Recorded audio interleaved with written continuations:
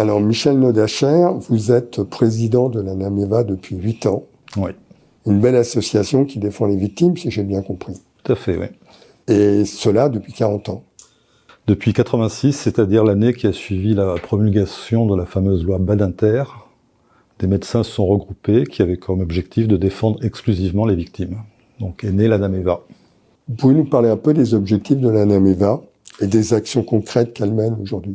Alors le principe fondateur de la NAMEVA, c'est d'avoir une action exclusivement auprès des victimes, à l'exclusion de tous les organismes indemnisateurs, les assurances, les fonds de garantie et autres ONIAM. Tout ça pour faire respecter un principe fondamental de la réparation du dommage corporel, qui est la réparation intégrale de ces victimes. Il y a un autre principe qui va de pair, qui est un des fondements du droit français, c'est le principe du débat contradictoire. Donc d'un côté, les assureurs ont leur médecin conseil, et les victimes peuvent avoir leur propre médecin conseil indépendant. Alors, je crois que vous avez votre congrès bientôt. Oui, tout à fait. Fin de semaine, vendredi et samedi à Marseille. Et alors, vous réunissez combien de personnes environ à ce congrès? Alors, on en réunit de l'ordre de 130 parce que malheureusement, on avait une jauge imposée par l'hôtel qui nous reçoit. Donc, on va réunir 130 personnes, à peu près par tiers médecins, avocats, juristes et aussi quelques magistrats et professeurs d'université. Pendant cette journée et demie, quels sont les sujets que vous abordez? Et est-ce que vous pouvez développer un ou deux sujets, par exemple? Alors en fait, on va balayer pendant cette journée et demie les grands sujets qui sont actuellement en discussion dans le monde de la réparation du dommage corporel. Ce sont à la fois des sujets plus juridiques, en sachant qu'on est toujours à la marge entre le médical et le juridique, ce qu'on appelle le médico-légal. Je peux vous donner quelques exemples de ces grands sujets. Par exemple, un sujet de départ qui est médecin et juriste parlent-ils la même langue? On vient quand même de deux univers très éloignés qui se rejoignent et qui doivent collaborer vraiment, si possible en parlant le même langage. Il y a un concept qui est très important et qui se développe et qui n'est pas encore bien défini, c'est ce qu'on appelle les troubles dans les conditions d'existence. Alors, c'est une notion qui a besoin d'être caractérisée, d'être, si possible, ensuite formalisée. Et on a plusieurs intervenants qui vont nous parler de ces troubles dans les conditions d'existence.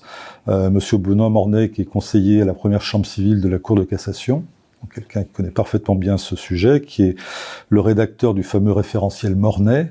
Donc c'est un poste de préjudice, non pas supplémentaire, mais une composante importante d'un poste de préjudice qui s'appelle le déficit fonctionnel permanent, c'est-à-dire en gros les séquelles.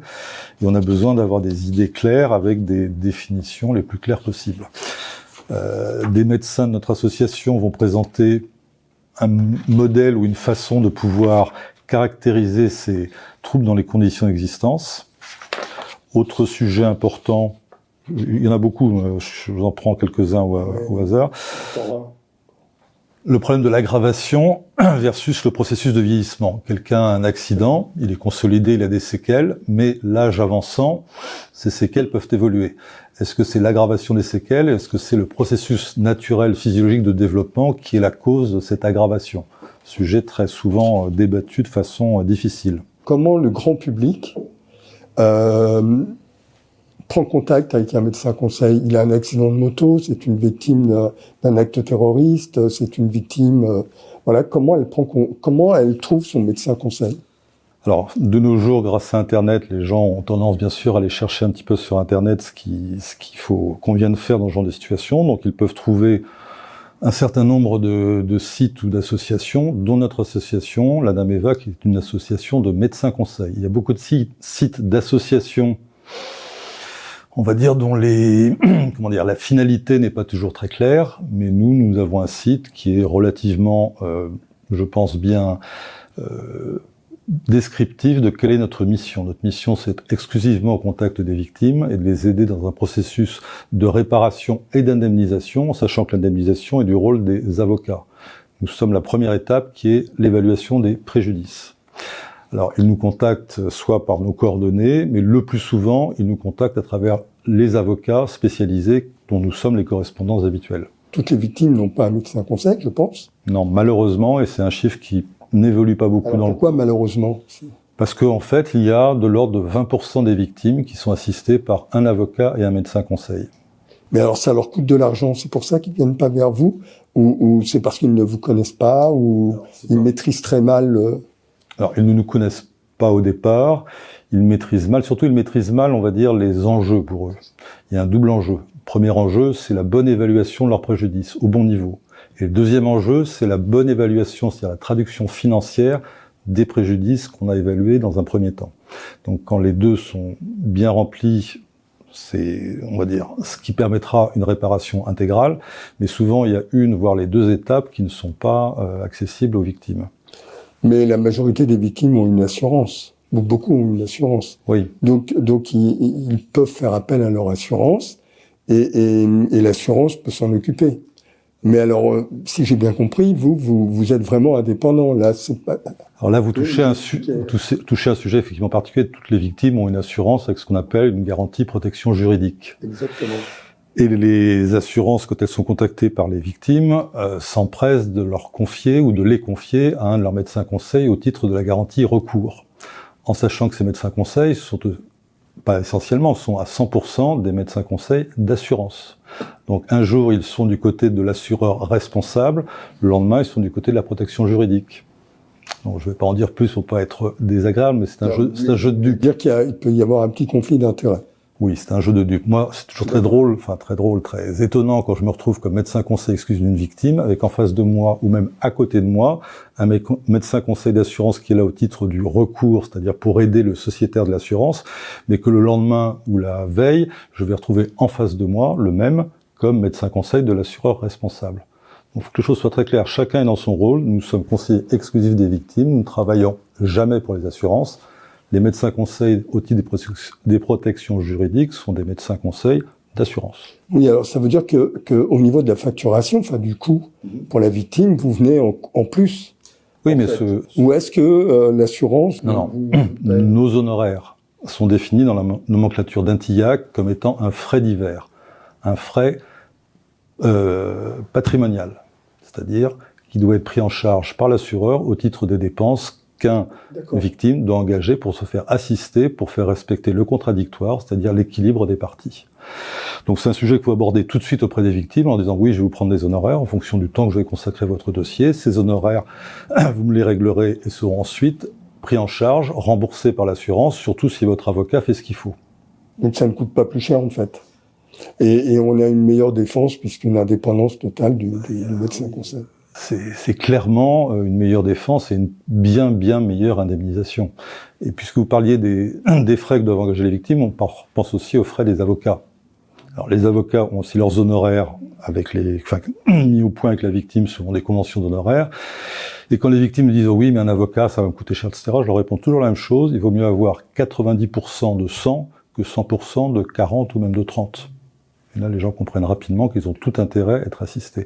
Et quand je cite ces chiffres-là, c'est parfois de façon encore plus criante que la différence peut se faire. Ça, je pourrais vous citer des dizaines d'exemples de dossiers où je vois des victimes qui ont été expertisées par un médecin d'assurance, proposition de l'assurance, et là, ils réalisent devant le chiffre qu'on leur présente que ça ne correspond pas à ce qu'ils pensaient. Ils font la démarche d'aller voir un avocat qui me les envoie. Ça prend un certain temps pour remettre en route le dossier, pour obtenir un examen contradictoire amiable ou parfois malheureusement une procédure judiciaire. Et là, les indemnisations peuvent passer du simple au triple, quadruple. Ah oui, c'est dans ces proportions. Parfois, c'est 20, 30, 40, 50%, ce qui n'est pas rien comme différence, mais parfois, c'est monstrueusement différent. Justement, mais alors comment en tant que président, votre rôle, comment vous faites connaître la NAMEVA, est-ce que les politiques en prennent conscience? Est-ce que le public en prend conscience? Alors, grâce à l'action de notre président ou de nos présidents fondateurs, la NAMEVA a toujours eu une audience reconnue auprès des pouvoirs publics. Chaque fois qu'on a eu des secrétariats d'État ou des ministères, il n'y en a pas eu, mais des secrétariats d'État auprès des victimes du handicap ou autres, la NAMEVA a toujours été conviée à ces discussions, à des tables rondes, etc. Quand il y a eu au niveau parlementaire des projets de refonte de certains aspects du dommage corporel, la NAMEVA était l'interlocuteur reconnu comme étant celui des victimes, aux côtés ou parallèlement aux avocats de victimes qui ont leur propre association. Nous sommes rapprochés, on a toujours travaillé de concert avec les avocats qui sont regroupés au sein d'une association qui s'appelle l'ANADAVI. Il y a 5 ans maintenant, on a créé une association paritaire 3 médecins, 3 avocats de victimes, qui s'appelle l'ANADOC. Et l'ANADOC, Antenne nationale d'études sur le dommage corporel, qui a pour objectif de créer des bases de données, des bases de réflexion, surtout pour reprendre point par point tout ce que l'AREDOC, c'est l'organisme issu des compagnies d'assurance, qui forment leurs médecins conseils, qui les abreuvent, on va dire, de littérature et de recommandations sur la façon dont on est des expertises.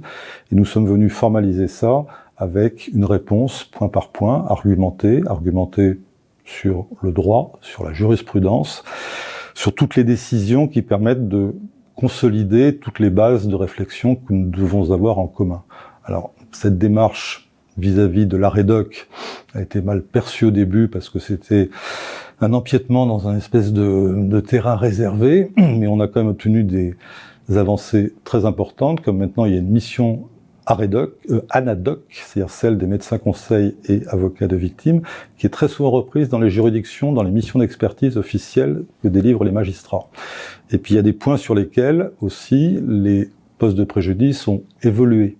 Alors, parfois ce sont des évolutions qui sont subtiles, mais dans cette subtilité, par derrière, se dégagent des différences importantes en termes d'évaluation et d'indemnisation. Je vais vous poser une dernière question pour cet entretien. Ça va toucher à l'IA, puisque vous m'avez parlé de gestion documentaire. Donc, comment l'IA impacte votre métier ou plutôt le process au niveau des victimes? Alors, c'est pour nous encore tout à fait naissant. Et là, je parlais, je dirais, de mon cas personnel. L'IA, effectivement, est un moyen de valider et d'enrichir notre réflexion. Normalement, nous sommes médecins, nous avons chacun des compétences ou des spécialisations dans le domaine de la médecine et nous devons tous avoir un socle commun très solide de la pratique du médico-légal, de la gestion de ce qu'on appelle les postes de préjudice, de la nomenclature d'un TIAC. Moi, je vois dans ma pratique, l'IA m'aide de plus en plus dans les dossiers qui sont souvent des dossiers très délicats, les dossiers en responsabilité médicale, sur lesquels l'analyse, la discussion et les éventuelles conclusions doivent être étayées par une bibliographie solide. Et l'IA, pour ça, il y a certains types d'IA qui sont très spécialisés en médical et en recherche de bibliographie, qui apportent vraiment des documents et des preuves, ce qu'on appelle la preuve. En anglais, ça s'appelle l'evidence. Il y a un site qui s'appelle Open Evidence qui est assez remarquable. Et encore, il y a 3 jours, en pleine expertise, il y avait une discussion sur un point qui nécessitait d'avoir une base biographique. J'ai dit, bougez pas, tac, tac, tac, et j'ai sorti des références. Et l'expert judiciaire qui connaissait le site m'a dit, ah oui, effectivement, ça change mon raisonnement et ça change, voilà. Donc l'IA peut être un moyen très efficace et même parfois très rapide d'avoir une sécurité, on va dire, dans notre réflexion.